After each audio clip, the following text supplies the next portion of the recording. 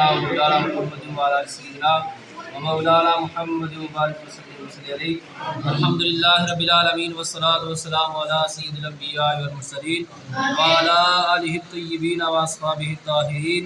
ربنا آتنا لنا نورنا واغفر لنا إنك على كل شيء قدير.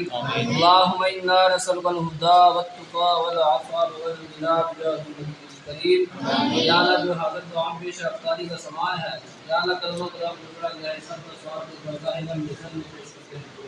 آمین. ثواب نبی کریم صاحب اللہ احمد مصطفی حضرت محمد مصطفیٰ صلی اللہ علیہ وسلم کی بارگاہ میں ہدیۃً تحفۃً پیش کرتے ہیں. قبول منظور فرما. دیگر انبیاء کرام، رسولان اعظام، شہداء، صالحین، بزرگان دین، ائمہ مجاہدین، خلفاء راشدین، اہل بیت کرام رضی اللہ تعالیٰ عنہم کی بارگاہ میں پیش کرتے ہیں. قبول منظور فرما. یا اللہ بالخصوص جن حضرات نے یہ اہتمام کیا ہے، یا میرے ان کے خاندان کے ساتھ داد کے نام کے خاندان سے جو تعلق دار، رشتہ دار، دور و نزدیک کے جو فوتوں میں سب کی بخش فرما. یا اللہ ان سب کو اعلیٰ علیین میں جگہ عطا فرما. تمام کی قبر کی، حشر کی منازل کو آسان فرما. کروٹ کروٹ جنت کی بہاریں نصیب فرما.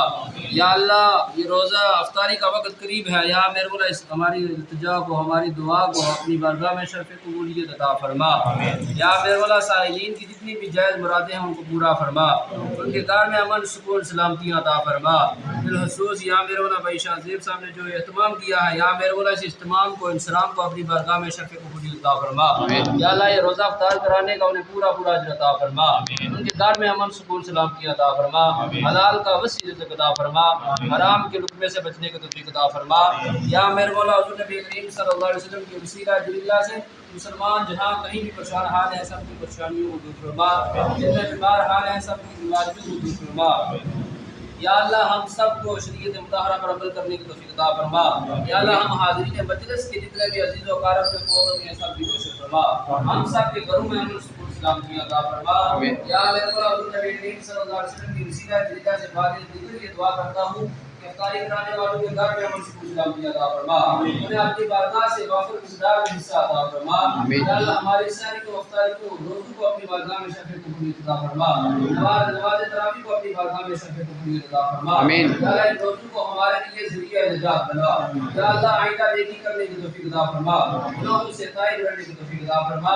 یا اللہ جو مانگ سکے وہ بھی عطا فرما، جو نہیں مانگ سکے لیکن ہمارے حق میں بہتر ہے وہ بھی عطا فرما.